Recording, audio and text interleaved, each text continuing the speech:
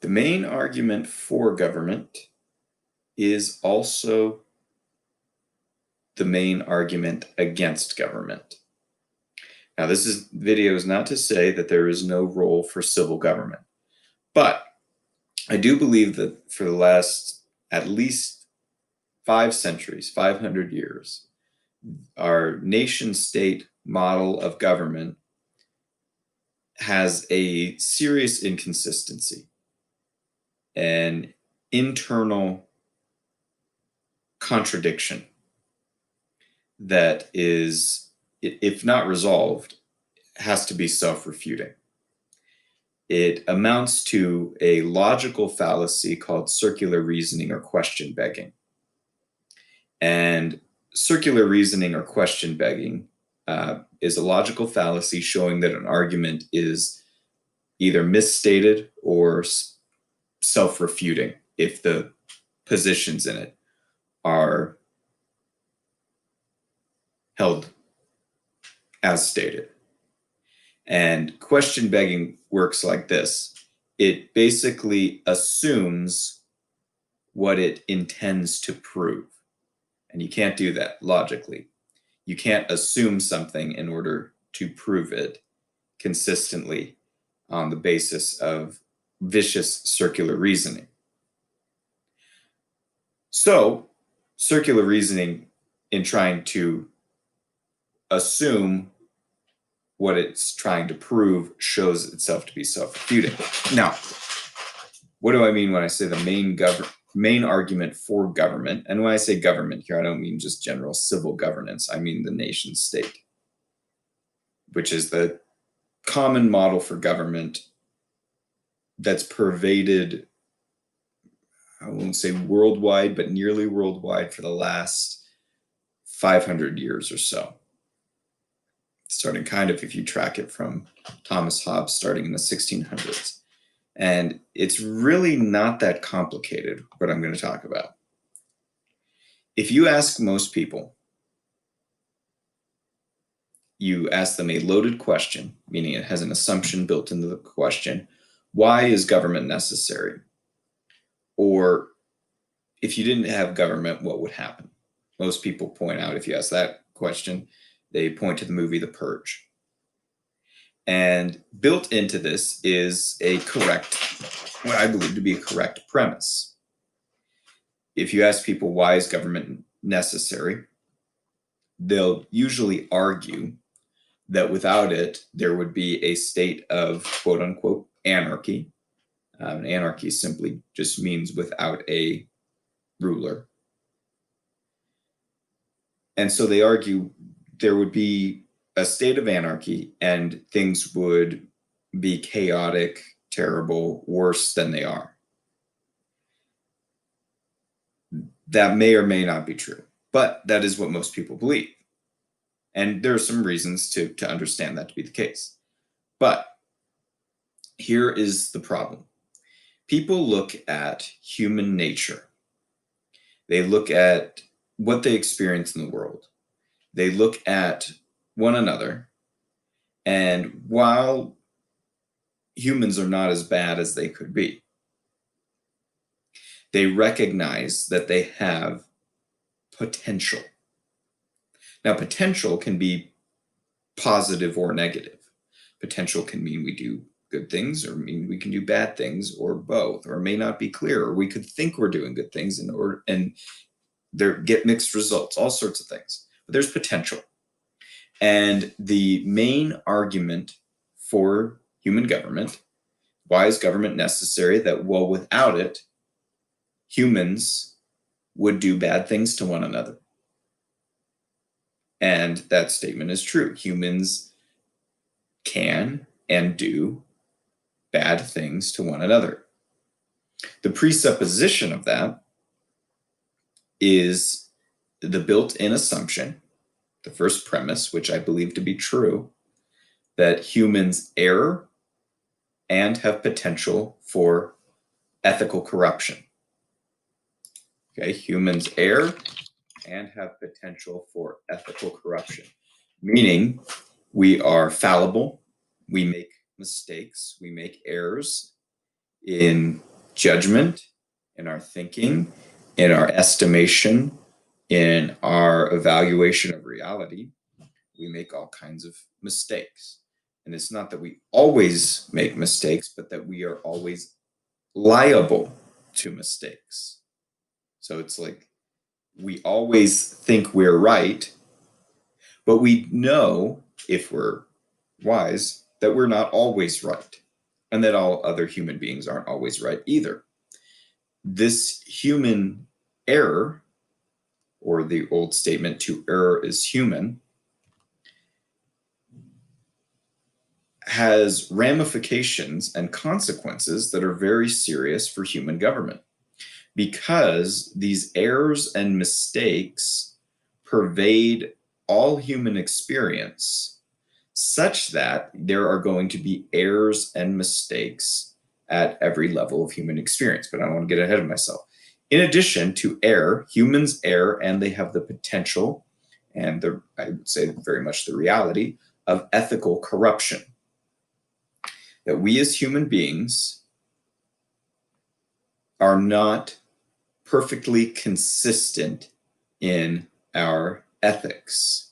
When I say ethics, I mean an immutable standard of justice,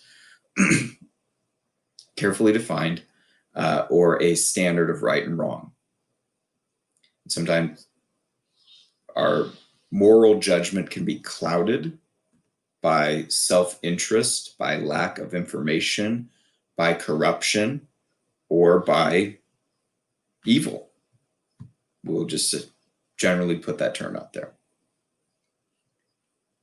And that while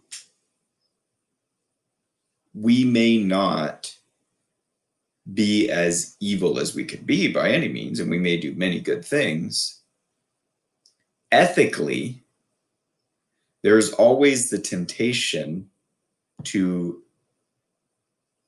adjust things such that the system is not partial. There's the temptation to do things that are unethical, especially if they tend toward our favor, which means that we can't consistently be the judge in our own cause, because we would always tend to side with ourselves. All this is true. This is premise number one. And the argument, based on this, what I believe to be a truth, is that this is the reason why government is necessary.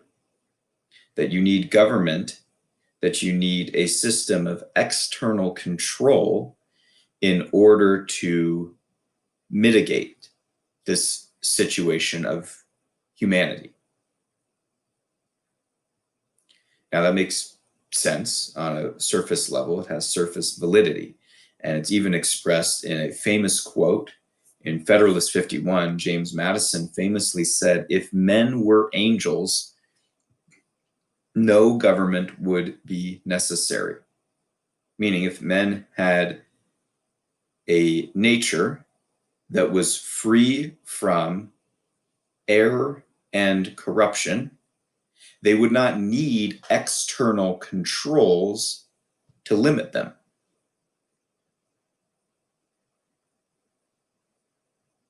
That being said, even in a genius like James Madison, the built-in contradiction or inconsistency is still there. And the inconsistency, or the logical fallacy here in the argument for human government, also shows the greatest problem for human government. And I think most people can probably recognize it as I say it like this. Humans, step one, are fallible and have a potential for ethical corruption. Argument one, therefore, government is necessary to control them. However, here is the problem.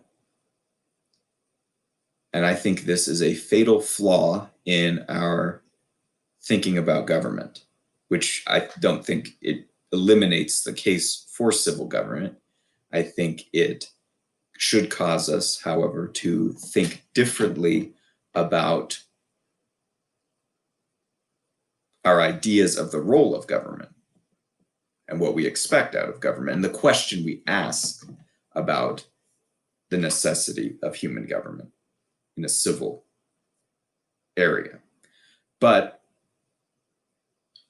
humans are corrupt and make mistakes. Humans therefore need the external controls of government to mitigate that situation. However, who is in governmental power? And now we see again the internal problem is that humans that err and corrupt, it is argued, are in need of other errant and corrupt humans to control them. And no matter what you do with this situation, you still run into the same problem if you have human government. So, and maybe even arguably a greater problem, because human error and corruption, as bad as it might be on the individual and group level, once it is in government, has human error, corruption plus power. So it may expand the potential for the damage that can be done through error and corruption. And even if you go above, as long as you include human beings in the equation, even if you get to a one world sort of government, that students say, well, okay, well, how about the government of the United States rules over the states? Same problem. Okay, well, what if we have the United Nations rules over all the nations? Same problem. It still involves human governance at that level. And humans bring with them all the same problems. In fact, you could say it's the same problem, only bigger or only worse. And so we run into a fundamental internal contradiction in the main argument for government, which is why I say the main argument for government is the main argument against it. It's a self-refuting argument.